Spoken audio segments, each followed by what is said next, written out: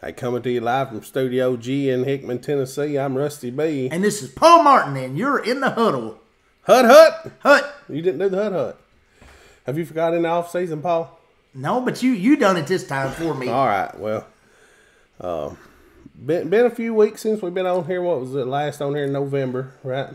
That's correct. We last talked to you in November. Well, since then we've had a few changes going on at Gornsville High School. Moose Marshall, the legendary coach that brought us a state championship, stepped down, and we got a new coach. And Paul's about to break the news to everybody on who that is. Paul, do you want to break it to him? The new coach is one of my longtime friends from back in, and he's a longtime member of Gornsville High School. It is Mr. Scott Clemens. Scott Clemens. Going to be the new head coach at Gornsville High School, and I'm sure there's some kids that are pretty excited about that.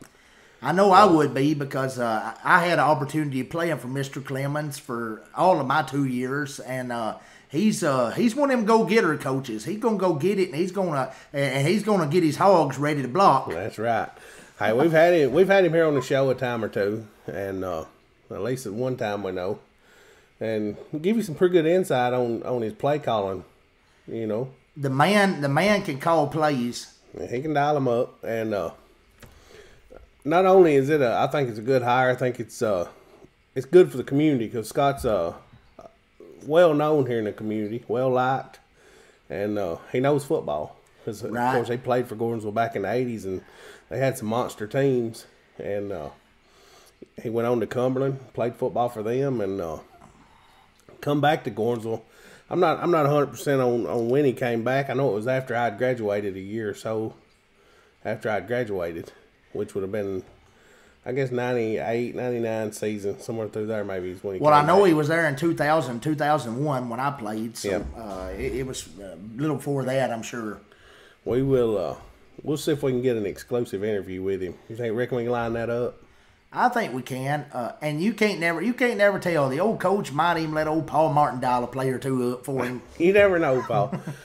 Might get the flat pass in. Well, I know Scott. He's going to take the job serious. You know how I know that? How you know? Because the last couple of weeks he just ain't been saying much, and he's been putting some serious thought into this, and it's been weighing on his mind. He put in for it, and just. Well, I mean, he's got big shoes to fill too. I mean, right. I mean, he's taking over for a state championship coach and a guy that's already won 2 region championships and made and outside of that, he's also made a couple second round playoffs. And so the guy Marshall was a hard man to fill in for, but I think if anybody can, we got a guy that can. You know, defensively, losing the knowledge that Marshall had defensively it's going to hurt a little bit, but I think he's passed a lot along to these coaches, and I think he's taught them well. And you know, Scott, he's been in the mix before. He's been on the sidelines for years for Gornsville, dialing up plays and coaching some of the linemen and things like that, and he knows what he's doing. You know, so it's nothing new. I think he's going to step right in and do a fine job. And you know. Can we take a second on this show to tell some of the players we got coming back, so we can maybe for those that might not know, just get a little lineup of a few of our players we got coming back? Well, we'll save some of the maybe for the players. We'll save that for when we interview the coach, and he can discuss that. Today's a big day. Clemens might go in there and clean house. You never know. You might straighten them boys up and whip them in shape. One thing's for sure. You never know. I think. I know. I don't just think. I know when you playing for somebody you respect and you like, you're gonna play that much harder. And I think the boys are. It's not gonna take them very long to get to where they respect and like the guy, because he's a very likable guy. You know, me and you had talked whenever we knew he was needing a coach. Me and you discussed this, and we thought maybe it'd be a good idea to bring Lee Rollins back from Buffalo, get him down here. And I remember telling you one time, old Lee Rollins was wanting to move homecoming to the season opener if he's going to take over head coach. Go ahead and get it over with and do it over at Carthage. But our opening game, those were Watertown. But just go ahead and do the Watertown take game. Over their field. Yeah, we had enough of that. Well, I mean, I think Rollins and Clemens are pretty much cut from the same stone. I think that'd be a good idea. Just get that homecoming game out of the way and get all the distractions out of the way. That way. No, we're gonna do it on our field. Let's wait and do it at Carthage and do it at their field and just take it over and turn Carthage blue and white. What do you think about that? That's what Rollins' plan was. That'd be a great idea. Yeah, you never know. Of course, out of all our home games we got coming in, this would be really, really bold, but how about we make Trousdale County a homecoming? We ain't never had the Yellow Jackets for homecoming. Let's just go ahead and make them homecoming and set the tone and say we're going to whip y'all's butt on homecoming. Hey, I like it. I ain't opposed to it. We've never had them for a homecoming game before, have we? Not that I remember. Not in many years if we have. Well, let's get Trousdale County and just go ahead and make that game mean something. Go ahead and get that out of the way. Yeah. But no, I think it's Clemens is going to be not just a fit. He fits at Gornsville because he loves Gornsville High School and he loves the program. And you know, you could argue the fact all day you could hire an outsider and to come in here and, you know, sometimes it's just a single A school. You got to look at it this way. It's just a single A school. And football means more in these small towns to the locals than it does somebody from out of town, say. You're right, and just somebody that's played there, been there in the community, and just got the roots in the town. They're going to take it more seriously than you going and hiring some Tom, Dick, and right. I'm pretty sure out west. I'm pretty sure when this interaction took place when he applied for the job and when they told him he got it, I'm pretty sure they didn't discuss $1 million a year salary. You know, it's not like they're doing it for the money. Right. He's not one of these guys. He's not one of these guys that really gives a dang about the money part of it. He just cares about the kids and he wants to see Gornsville football be put back on the map. And another thing too, it's about the respect. We want to earn some respect, and I think he'll put us back on the map and get us some respect for. You know, that's what it's about though. You can go anywhere and tell people you're from Gornsville and they know Gornsville football, especially in all these small towns. You tell me you're from Gornsville, and that's what they want to talk about, your football team.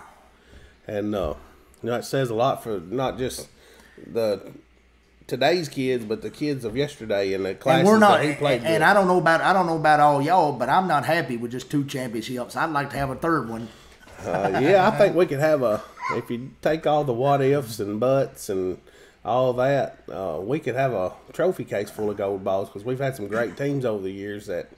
And I'm not beyond. Just let them slip through the fingers. I'm not beyond saying we won't get another one before it's over, said done. Well, if we need to schedule an interview. If you got a goal for Clem, what would it be? If you could just set a goal, if you was a head coach taking over going. All right, what would your goal be? Listen, Clemens, here I'm gonna give you. Think he's watching? I'm gonna give you. I don't know if you're watching or not, but I'm gonna give you just a few goals here, 2 or 3.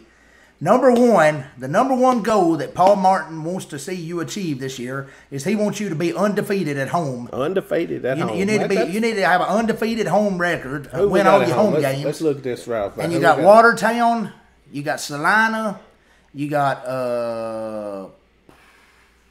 Trousdale, Republic, and Pickett. That's your home games. And it's going to be key that you beat Trousdale and Watertown to get that undefeated home record, which I think it's doable. And here's something else I want to see you accomplish. The Gornsville Tigers have not had an opening game win in forever. Get out there and get started fast, and let's win this opening football game. It has been a while since we won an season opener. Yeah, let's win our season opener too. When's the last time you think we won a season opener? Yeah, I can't even remember because even the old 12 team didn't do it. I can't remember either. But that'd be a good goal. Let's win our opening game and get started fast, and then get these kids on the right track. And then after they win their opener, I think we can do some great things. And then let's be undefeated at home. Of course, let's win the region, and that's my first 3 goals. That's my first 3 goals. And then once we get in the playoffs, we'll talk playoff football later. But as far as regular season, opening football win of the first game, undefeated at home, and win the region. That's my first 3 goals. Well, if you complete the first 2, I'd say you got a pretty good shot at doing all 3 because the region will be there. Undefeated at home and then win the opening game, and you should be in good shape. Of course, 2 of those games they're non-region, but still, I mean, I think with the way the goals you got set, that should do it. And we'll see what his goals are. I know what doing right now. He's licking his chops, wanting to go out there and whip these boys, wanting to crack a whip and get them running. You know, over the last couple of weeks, we've had to deal with some sickness and stuff like that, and snow days, and you know, football really is a year-round sport. You know, you have to take. You have to train even when the season's not going on. You have to be in the weight room. You have to get stronger. You have to work on your footwork and get quicker, and you got to learn your blocking techniques and how to catch and all that. You can relate to this, I promise. All right. You take some of these kids; they love football. Mm-hmm. Coach Clemens loves coaching football. Right. When he stepped away for 2 years, I could tell. You know, he told me one time we stand up on the bank, and of course, there's a picture of me and him on the bank, if you remember. And I even heard him say it as well. He said, it just killed me. He said, it just killed me to be watching a game up here from the stands. Right. And he said that's the first game he'd watched from the stand. You know, he'd always either played or was coaching on the sideline. And even as a fan, even though I've never coached or I've never been down there with the players as an actual coach, even as a fan, it kills me to have to listen to a game on the radio. I'd rather be there in person where I can see it and help dial plays. But I like being up close and personal. I don't know all the details on when they officially take over and what the job entails as far as him completing his duties as the the principal. He was vice principal last year, but principal of elementary this year.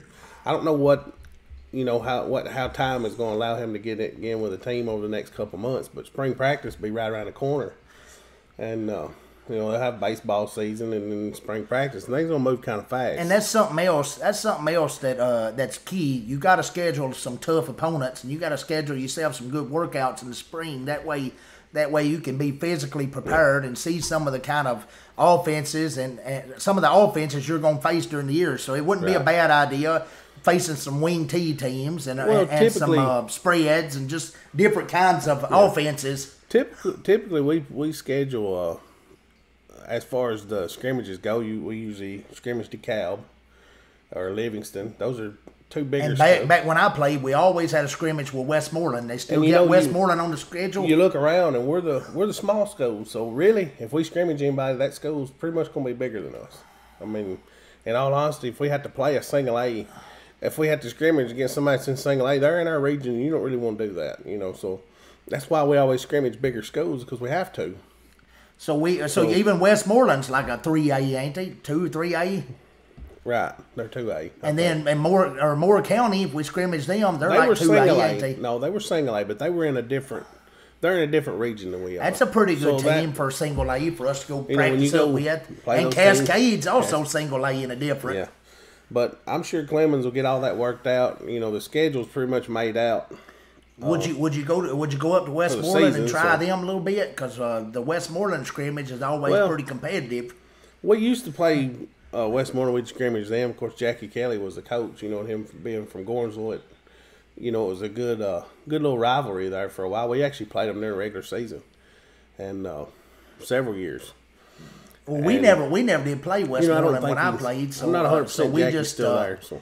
But the thing is, we played Macon County, and we know that if we scrimmage Westmoreland, that helped us with Macon because Macon and Westmoreland did a lot of the same stuff. Yeah. So that might have been the idea why they wanted us to scrimmage Westmoreland. We could do that to get a tip on Macon County. Yeah. Of course, if we're going to play Trousdale County during the year, then we need to scrimmage somebody to run a little wing T action. I agree with that. But anyway. Paul, any closing thoughts? I'll schedule this interview here with Clemens. We'll see if we can get something worked up. Would it be a good or bad idea to go scrimmage somebody like Oakland? Well, that's almost like Vanderbilt calling out Alabama.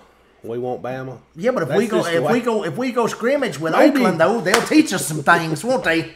I'm sure they could, but you're talking about two different leagues. In all honesty, hey, we scrimmaged Cookville when I played, and we beat them 16-7. So that's 5A. Yeah, well, we used scrimmage Lebanon. We did, and hey, if you want to be good, you go up against them top tier teams. I agree with that. I'm not scared of them. I'm just saying, you got to weigh your options on that. There's some good things that come out of it and some bad. So you'd rather go up against maybe a 3A at I like playing those Livingstons. Livingston's always a good physical football team, and they're going to be as physical as Oakland when it comes down to it. I mean, you think they'd match up? No, they wouldn't match up. No, I don't think they would. But I think physically, you know, they're gonna bring it. So, and I like to see that in spring. I want to see some physicality, man. I want to see somebody get hit. Moore County's a good scrimmage. Cascade's a good scrimmage. Right. You know, another thing that hurts you during the spring, and you know, it's not just here. It's everywhere. DeKalb's pretty good. Baseball season. You know, because last year we had a good baseball team and made a deep run in the sub-state and state. You know, Are we keeping Jackson? We got to keep Jackson County, don't we? Because you got to play teams 3 I think years, so. don't we? I think so. And we got to go to Jackson. Yeah, we'll be in the. And last year was the first time Jackson actually beat us in forever. So. Yeah. Well, they had a secret weapon last year that nobody really saw coming. You know, Jackson had a quarterback, a heck of an athlete that didn't play most of the season, and then he comes out against us, and we had prepared for something else, and it totally caught us off guard. And coach wasn't ready for all that. We really weren't. We weren't prepared, you know, and not to say that we couldn't have. And that's probably the one game during the year that you would say Marshall was unprepared, ain't it? Well, you know what? Because he wasn't prepared for that quarterback, was he? I don't think nobody was expecting him to come out and play like he did. And you know, the funny thing is, at the end of that game, toward the end of it, he got hurt and didn't play the rest of the season. But that's so, the one time really we hit against the us guy. was his highlight because, you know, and he was a heck of an athlete. Reminded me a lot of. I don't think he'll be back next year. Stacey Woodard. Really. You know, I'm not 100% on that. I had to look into it, but if he is, then we're gonna have to prepare for him because the kid can run. Right, that kid can. He's an athlete, no doubt. But anyway, Paul, you got anything in closing?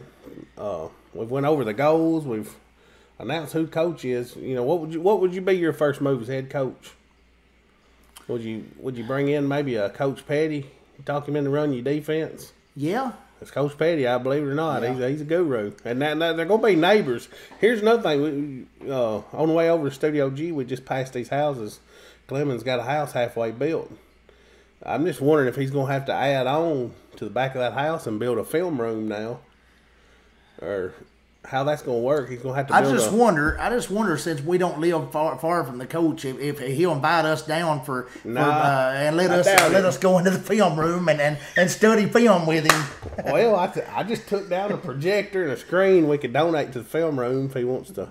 If he wants to invite us over sometime and let us watch a little film. No, I'm not talking about us. I'm talking about getting these boys whipped into shape. So we ain't got to go out there and play on Friday night, Paul. You're right about that. But we'll still have our Huddle accounts. I'm just wondering if they got enough money in the contract to build the film room onto the side of his house down there. That's what I'm wondering. Is Huddle still going to be out there where all the kids can and all the parents can still see the film and we can break this stuff down from what we see on the film. Yeah, I like to get in there and watch that Huddle and try to help my son.